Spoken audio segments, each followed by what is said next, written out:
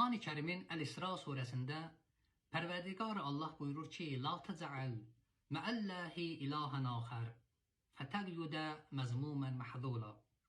Bu şərif olan ayədə Allah təbarək və Teala istəyir insanlara mauizə eləyə ki, insanlar dünyada Allahdan başqa ayrı bir şeylərə əyilməsinlər. Çün dünya keçicidir, amma həq, axirət, qiyamət, cənnət qalıcıdır və həmişəlikdir. İstəyir buyura ki, insanlar dünyada Allahdan ayrı düşsələr, onlar öz qiymətlərini sındırarlar. Allaha nə qədər yaxın olsalar, o qədər qiymət taparlar. Buyurur, La təcəl məəlləhi ilahən axər. Allahdan başqa ayrı bir şeylərə sən əyilmə. İlah sözü eşq mənasına var, ələhədəndir. O şey ki, İnsan onun qarşısında əyilər, o şey ki, insan ona səcdə eləyər, ona ilah deyərlər.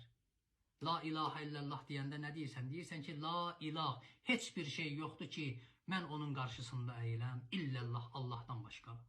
Allah qarşısında əyilərəm, Allaha səcdə eləyərəm, Allahdan başqa heç bir şeyin, heç bir kəsin qarşısında mən əyilmərəm və heç bir şeyin eşqi məni bu eşqdən saxlaya bilməz. Buyurur, La təcəl məəllahi ilahən axər. Düzdür, insanlar dünyada ürəklərində eşqilərə yol verirlər. Dünya eşqi insanların qəlbində var. Var dövlət eşqi insanların qəlbində var. Qüdrət, iqtidar eşqi insanların qəlbində var. Dünya eşqi insanların qəlbində var. Evlad eşqi insanların qəlbində var. Amma insan gərək bu eşqilərin hamısını fəda eləyə Allahın eşqinə.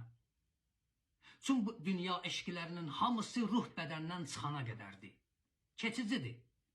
Amma o eşq ki əbədidir, o eşq ki həmişəlikdir, insana nicat verər, o Allahın eşqidir. Allahın eşqin gərək insan qəlbində saxlaya, onu qoruya saxlaya. Bir dəfə bir yerdə sual elədilər, dedilər ki, Allahı dəryadan kim çıxartdı? Bir məclis idi. Bir ruhani də əyləşmişdi. Ruhani acıqlandı o sual verənə, dedi ki, ay bala, əstəğfirullah, Allah dəryaya düşmüşdü ki, onu dəryadan çıxardalar. Bizim tələbə yoldaşlarımızdan biri də əyləşmişdi. Dözə bilmədi. Mənə dedi, cavab ver. Dedim, yaxşı deyil məclisdir. Dedi, icazə olar, mən o sualın cavabını verim. Ruhani baxdı ona, dedi, ver ki nə? Dedi ki, Allah hardadır? Deyə bilərsən yerdədir? Dedi, yox. Deyə bilərsən göydədir? Dedi, yox. Dedi, Allahın məkanı yoxdur ki. Allah la məkandır, məkansızdır.